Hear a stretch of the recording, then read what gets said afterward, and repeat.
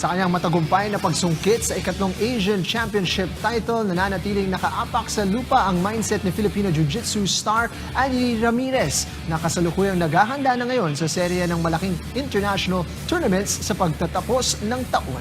Para sa detalye, narito ang report ni Paolo Salamatin.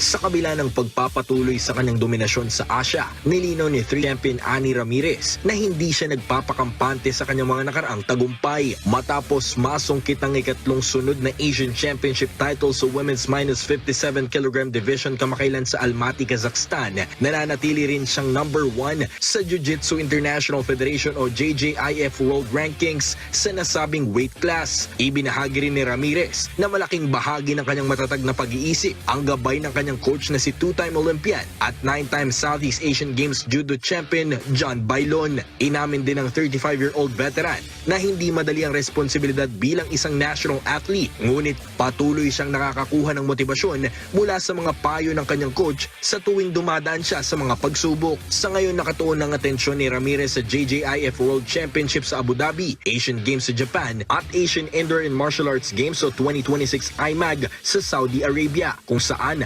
layunin niyang muling madepensahan ang kanyang mga titulo ngayong taon. Paolo Salamatin para sa Atletang Pilipino, para sa Bayan.